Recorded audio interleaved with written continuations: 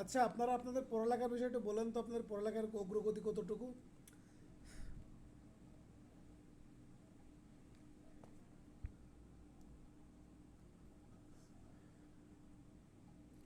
বা আপনার পড়ালেখার কি অবস্থা বলেন, কোন কন্ডিশনে আছেন?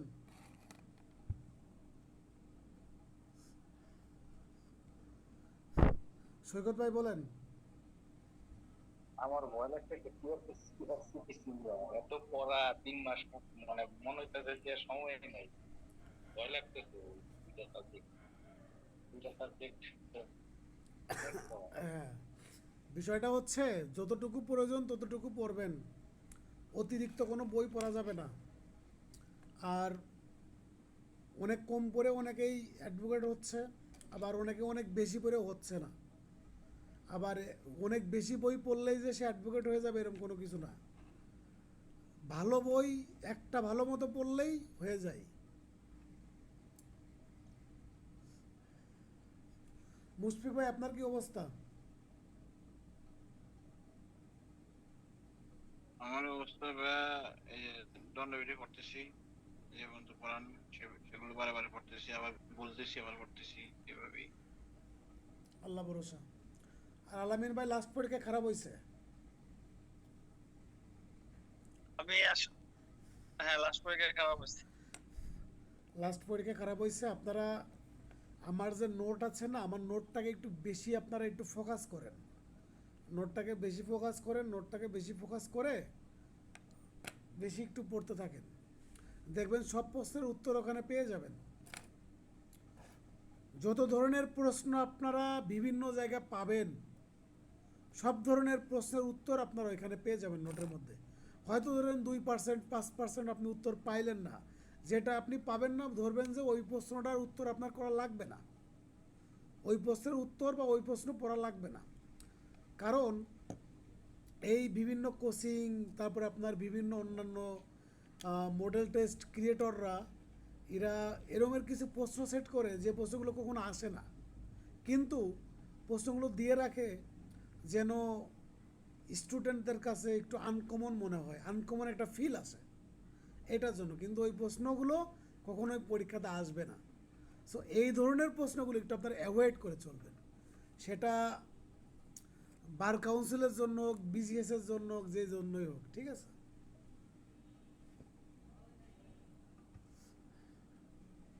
হ্যাঁ, দেখেন, যদি এই যে 121 ধারা, 11 ধারাতে মিথ্যা মামলা দায়েরের শাস্তি, যদি কোনো ব্যক্তি সাধারণ কোনো মামলাতে আপনার মিথ্যাভাবে আপনার মামলাটা দায়ের করে,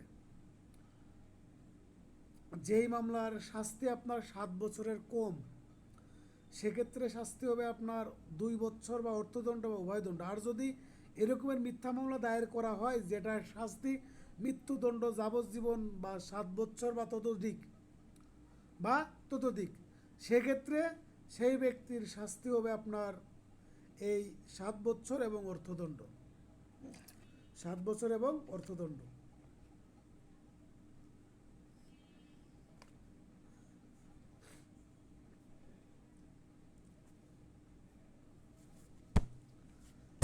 228 ধারাতে চলে যান।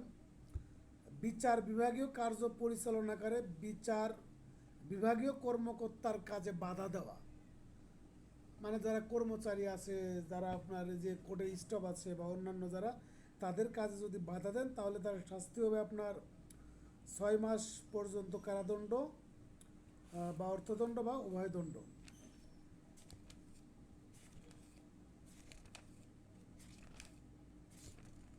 আমাদের এই যে যে ধারাগুলো এখন পড়াচ্ছি, বুঝছেন, এই ধারাগুলো খুব বেশি প্রয়োজন নেই। এই 6 মাস কারাদণ্ড বা অর্থদণ্ড আপনার 1,000 টাকা, বা আর উভয়দণ্ড।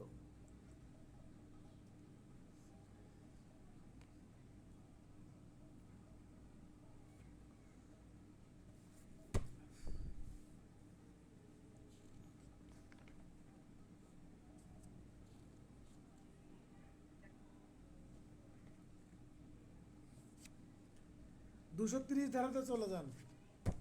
230-এ মুদ্রার সংজ্ঞা, মুদ্রা কাকে বলে, এখান থেকে শুধু পড়বেন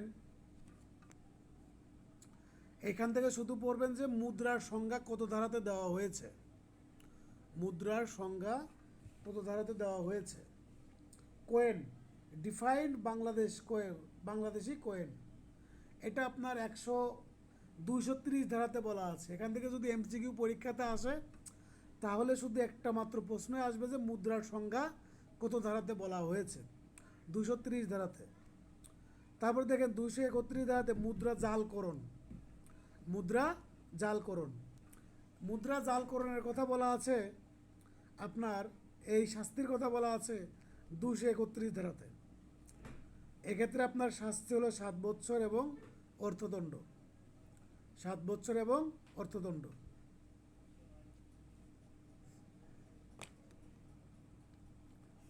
এক মিনিট একটু লাইনে থাকেন।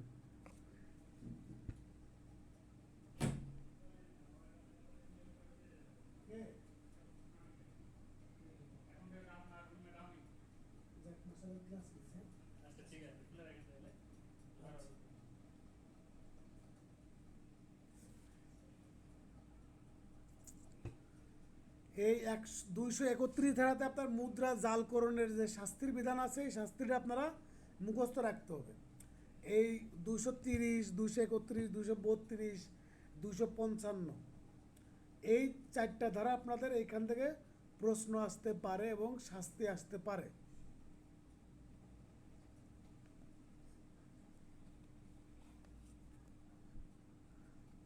তাহলে এই যে মুদ্রা জালকরণ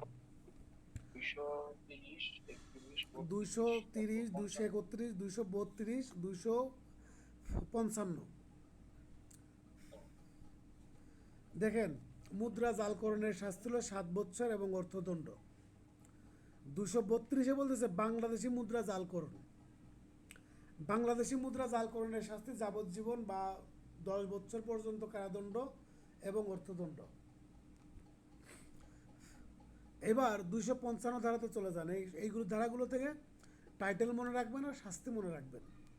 255 ধারাতে বলতেছে সরকারি স্টাম্প জালকরণ, সরকারি স্টাম্প, বাংলাদেশি সরকারি কোনো স্টাম্প যদি কেউ জাল করে থাকে তাহলে তার শাস্তি হবে যাবজ্জীবন বা 10 বছর, সশ্রম বা বিনাশ্রম কারাদণ্ড এবং অর্থদণ্ড। এটা গেল আপনার 255 ধারা। এইগুলো জাস্ট টাইটেল মনে রাখবেন আর শাস্তিটা মনে রাখবেন। এবার 268 ধারাতে চলে যান, গণ উপদ্রব্য বা পাবলিক নুইসেন্স। এখন আলামিন ভাই যেখানে বসবাস করে এই বসবাসের স্থানে পাশে আপনার কি করতেছে, একজন ব্যক্তি আছে ক নামের ব্যক্তি, সে আপনার পোলট্রির ফার্ম আছে না, পোলট্রির ফার্ম দিচ্ছে, ওই পোলট্রির যে বর্জ্য আছে সেটা দ্বারা প্রচণ্ড পরিমাণে দুর্গন্ধ ছড়াচ্ছে। এই দুর্গন্ধটা কি হচ্ছে আপনার পাবলিক নুইসেন্স ক্রিয়েট করতেছে। আবার আলামিন ভাইদের বাড়ির পাশে আরেকজন বাড়ি করতেছে, বাসা করতেছে, সেখানে প্রচণ্ড রকমের শব্দ হচ্ছে, যে শব্দ দ্বারা মানসিক এবং শারীরিকভাবে তারা অসুস্থ হয়ে যাচ্ছে। এটাও এক ধরনের কি পাবলিক নুইসেন্স। আবার বাড়ির পাশে জোরে জোরে মাইক বাজাচ্ছে, এই জোরে জোরে মাইক বাজানো এটাও পাবলিক নুইসেন্স। এই পাবলিক নুইসেন্স যদি হয়ে থাকে তাহলে আপনার অ্যাটর্নি জেনারেলের অনুমতি সাপেক্ষে আপনি মামলা করতে পারেন।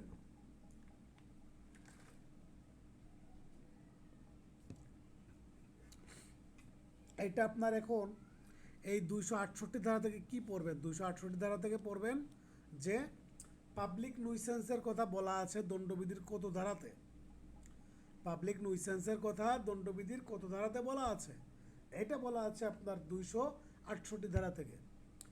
এখন শুধুমাত্র 268 ধারার এইটুকুই পড়বেন যে কত ধারাতে বলা আছে, এটা চলে গেল। এবার 269 ধারাতে চলে যান, অবহেলামূলক কাজ দ্বারা জীবন বিপন্নকারী রোগের সংক্রমণের বিস্তার। আপনার একটা রোগ হয়েছে, সেই রোগটা সোয়াইছে রোগ, আপনি কি করলেন, আপনার হয়েছে আরেকজনের হবে না, যাই তার সাথে একটু ঘুরে বেড়ায় আসি, তার একটু সরাই দিয়ে আসি, যদি এই রকমের কোনো মেন্টালিটি নিয়ে যদি আপনার কেউ যদি এই রোগগুলো সরানোর চেষ্টা করে বা করে, তাহলে তার শাস্তি হবে 6 মাস বা অর্থদণ্ড বা উভয় দণ্ড। 270 ধারাতে চলে যান। বিদ্বেষ প্রসূত কোনো কাজ দ্বারা জীবন বিপন্নকারী রোগের সংক্রমণ, এটা হচ্ছে আপনার 270 ধারা। বেয়ার অ্যাক্টটা ফলো করেন, বেয়ার অ্যাক্ট।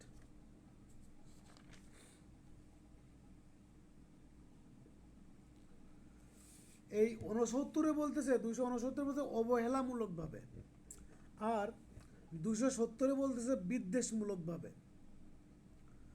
যদি কোনো ব্যক্তি অবহেলামূলকভাবে হয় তাহলে সেটা হবে আপনার 6 মাস শাস্তি। আর যদি বিদ্বেষমূলক বলতে শত্রুতার জের ধরে, এনিমি, যদি আপনার কোনো এনিমি থাকে বা শত্রু থাকে, আপনার একটা রোগ হয়েছে, আপনি তাকেও সেই রোগটা সরানোর জন্য তার পিছু পিছু ঘুরলেন, বা তাকে এই রোগটা দিয়ে দেওয়ার জন্য চেষ্টা করলেন, বা আপনি ওই ধরনের কোনো কাজ করলেন যে কাজ দ্বারা ওই আপনার শত্রুর ওই রোগটা হইতে পারে বা হবে, তাহলে এই ক্ষেত্রে এই শাস্তি হবে কতদিন? 2 বছর বা অর্থদণ্ড বা উভয় দণ্ড। এইবার 271 ধারাতে বলতেছে কোয়ারেন্টাইনের নিয়ম ভঙ্গ করা। এই যে করোনাকালীন সময় যাদের করোনা ভাইরাস হয়েছিল তাদের কোয়ারেন্টাইনে রাখতো না, এই কোয়ারেন্টাইন যে রুল, এই নিয়ম যদি কেউ ব্যক্তি ভঙ্গ করে তাহলে তার শাস্তি হবে 6 মাস বা অর্থদণ্ড বা উভয় দণ্ড। তারপরে 272-এ চলে যান। বিক্রয়ের জন্য মজুদ খাদ্য পানীয় দ্রব্যে ভেজাল মিশ্রণ, মানে আপনি দোকানদার, আপনি খাদ্য মজুত করতেছেন এবং ওই মজুদ খাদ্যে আপনি কী করতেছেন? ভেজাল মিশ্রণ করতেছেন যাতে ওই খাদ্যটা আপনার বেশি দিন থাকে। আমি এই স্টুডেন্ট থাকাকালীন যখন ইসলামিক ইউনিভার্সিটিতে পড়তাম, তো আমি আপেল কিনেছিলাম 1 কেজি না, হাফ কেজির মতো আপেল কিনেছিলাম। কেনার পরে খেয়েছিলাম, খাওয়ার পরে মানে একটা আপেল মানে আমার ব্যাগের মধ্যে রয়ে গিয়েছিল। তা আমার আর ওটা খাইতে মনে ছিল না।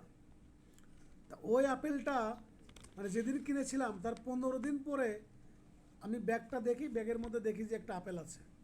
তা আমি যে রকমের কিনেছিলাম আপেলটা ওই রকমেরই ছিল। তাহলে এদের কি বোঝাচ্ছে? ওই আপেলে কেমিক্যাল মিশ্রণ করা হয়েছিল, এই জন্য ওই আপেলটা নষ্ট হয়নি। তাহলে যদি কোনো ব্যক্তি এরকমের কোনো খাদ্য বা পানীয় দ্রব্যে ভেজাল মিশ্রণ করে তাহলে সেটা তার শাস্তি হবে 6 মাস বা 1000 টাকা অর্থদণ্ড বা উভয় দণ্ড। এখন 273 ধারাতে বলতেছে ক্ষতিকর খাদ্য বা পানীয় বিক্রয়।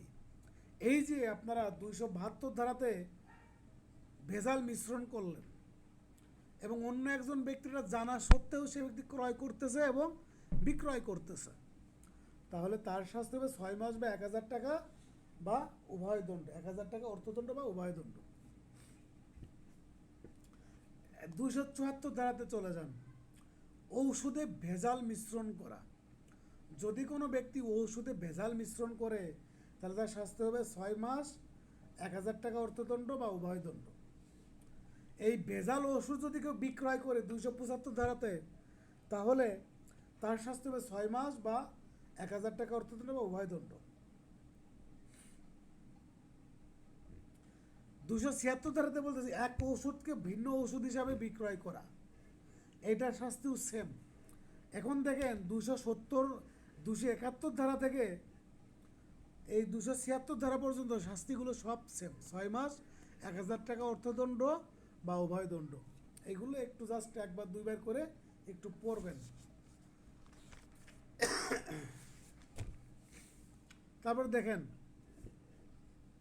279 ধারাতে রাজপথে বেপরোয়াভাবে গাড়ি চালানো বা অশ্বারোহণ, মানে রাস্তাঘাটে চলে না কিছু কিছু ওই যে ছেলে মেয়ে আছে না, আপনার ধরেন যে মোটর সাইকেল চালায় R15 FZ2-3 বা অন্যান্য যেসব গাড়ি আছে, ওই গাড়িগুলো আপনার ধরেন যে বাংলাদেশি রাস্তায় 120 স্পিডে চালাচ্ছে বা 150 স্পিডে চালাচ্ছে, এগুলো বেপরোয়া। কারণ বাংলাদেশে যে আপনার জনগণ যত ধরনের গাড়ি আছে, গাড়ির পরিমাণ তো অনেক বেশি। তো এই ক্ষেত্রে এত স্পিড নেওয়াটা বেপরোয়াভাবে গণ্য হয়। সেক্ষেত্রে গাড়ি এবং ঘোড়া, এখানে যেহেতু দণ্ডবিধিটা আপনার 1860 সালে প্রণয়ন করা হয়েছিল, যদিও এখনও রাস্তাঘাটে কেউ ঘোড়া চালায় না, কিন্তু তখন ঘোড়ার খুব প্রচলন ছিল। এই জন্য গাড়ির সাথে কি করেছে, ঘোড়াটা যোগ করে দিয়েছে।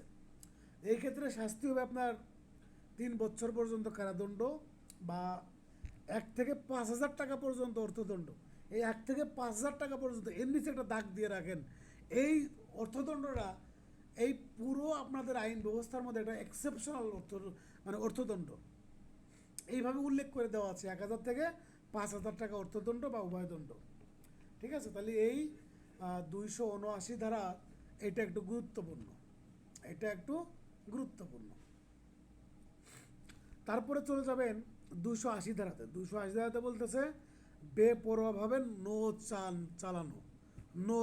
চালানো, মানে নৌকা, তারপরে আপনার আর যেগুলো যে ফেরি, এইগুলো চালানো।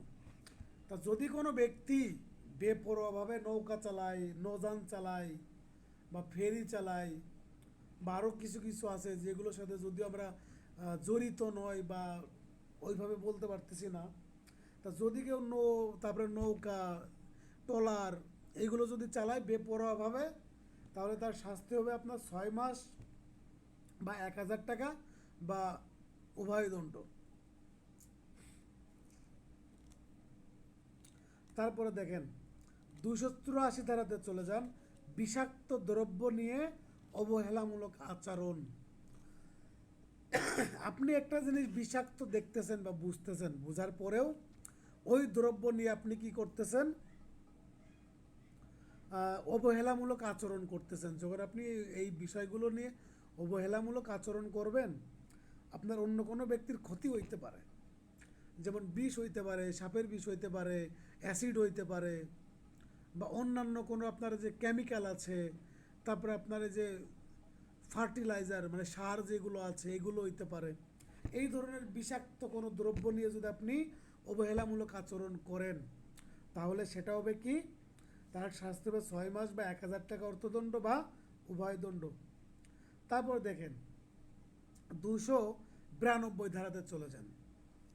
292 ধারাতে বলতেছে অশালীন পুস্তক ইত্যাদি বিক্রয়, মানে যে বইগুলো খারাপ, মানুষের চরিত্রকে প্রভাবিত করে এবং খারাপ শব্দ যে বইয়ে লেখা আছে, এই ধরনের বই বিক্রয় করা, তাহলে তার শাস্তি হবে কতদিন, 3 মাস কারাদণ্ড বা অর্থদণ্ড বা উভয়দণ্ড।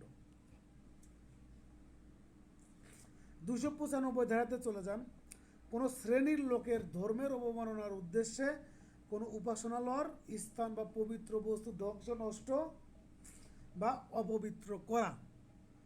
হিন্দু হইতে পারে, বৌদ্ধ হইতে পারে, খ্রিস্টান হইতে পারে, প্রত্যেক ধর্মেরই ব্যক্তিরই কি আছে, অধিকার আছে যে তাদের সেই ধর্ম পালন করার স্বাধীনতা বা তাদের ধর্ম শান্তিপ্রিয়ভাবে পালন করা। ইসলাম কখনো অন্য ধর্মের প্রতি অশালীন আচরণ বা অসহনশীল আচরণ করার কথা কখনো বলে না।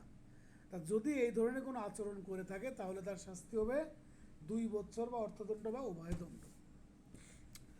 296 ধারাতে বলতে ধর্মীয় সমাবেশে গোলযোগ করা, এর শাস্তি হচ্ছে আপনার 1 বছর কারাদণ্ড বা অর্থদণ্ড বা উভয়দণ্ড।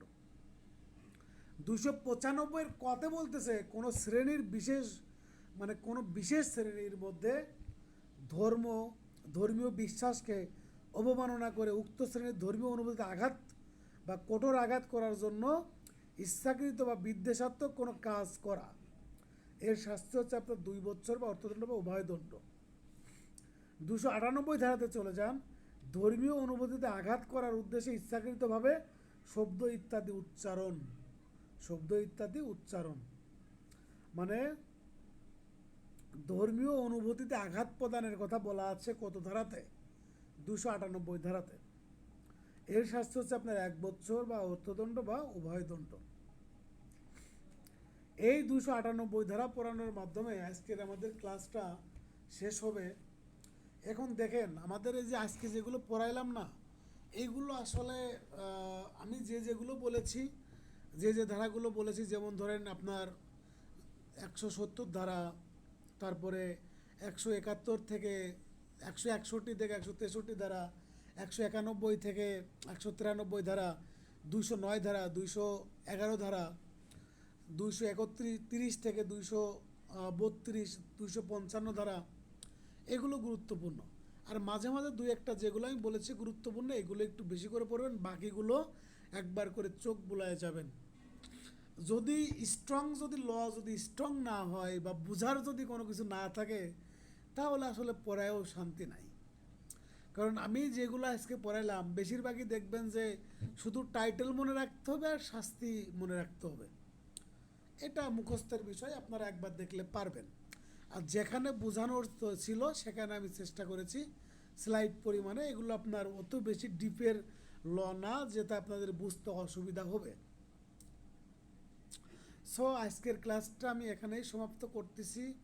আমি পরবর্তী ক্লাস আগামী মঙ্গলবারে নিব।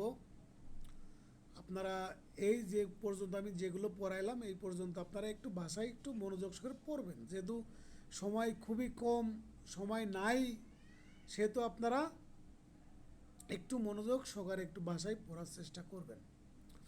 ঠিক আছে? কারো কোনো প্রশ্ন আছে বা কোনো কথা আছে? ভাই আমি আলামিন।